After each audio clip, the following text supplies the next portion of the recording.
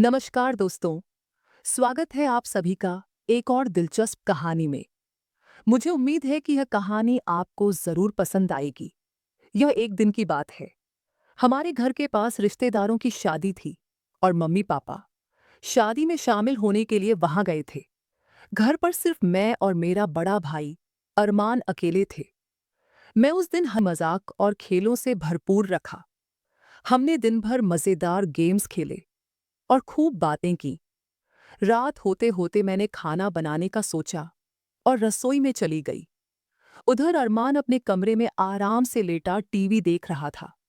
मैंने उसे आवाज लगाई, भैया मेरी थोड़ी मदद कर दो, सारा काम अकेले करना मुश्किल हो रहा है। अरमान ने अनमने से जवाब दिया, अरे दीदी तुम कर लो ना, मैं बाद में आता हूँ।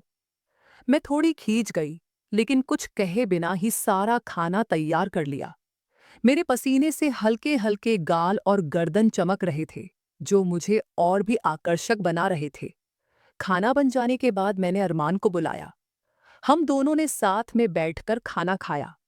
अरमान मेरी तरफ देखता हुआ बोला, वाह दीदी, खाना तो बहुत अच्छा बना है। मैंने हंसते हुए कहा, चलो तारीफ तो की। खाने के बाद मैंने एक गिलास दूध लेकर अरमान को दिया। मैंने कहा, सोने से पहले पी लेना। अरमान ने दूध लेते हुए कहा, दीदी मुझे अकेले सोने में डर लग रहा है। उसकी बात सुनकर मैं मुस्कुरा दी और कहा, कोई बात नहीं भैया, आज की रात मैं तुम्हारे कमरे में सो जाती हूँ। हम दोनों भाई बहन अरमान के कमरे में सोने चले गए। बिस्तर पर लेटने के बाद कमरे में हल्की चांदनी आ रही थी।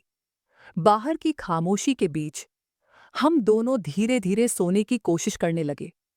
रात के अंधेरे में अचानक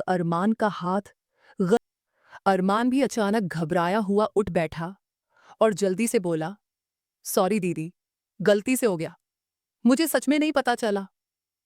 मैंने उसकी घबराहट महसूस की और उसके चेहरे पर चिंता साफ देखी। मैंने उसे प्यार से समझाते हुए कहा, अरे इसमें तुम्हारी कोई गलती नहीं है, नींद में ऐसा हो जाता है। मैंने उसकी आंखों में देखा और मेरे शब्दों में एक अपनापन था जिसने उसे राहत दी। धीरे धीरे अरमान शांत हुआ और उसकी घबराहट कम हो गई। मैंने उसे समझाते हुए कहा, चलो अब सो जाओ, सब ठीक है। अरमान ने एक हल्की मुस्कान दी और फिर हम दोनों एक दूसरे को समझते हुए आराम से बिस्तर पर लेट गए। उस रात हमारे रिश्ते में एक अनजाना सा एहसास था, जिसमें भरोसा और अपनापन छिपा हुआ था। तो दोस्तों, यह थी मेरी कहानी। अगर आपको यह कहानी पसंद आई तो अनवी स्टोरी को सब्सक्राइब करें और अपने विचार हमसे जरूर साझा करें। धन्यवाद।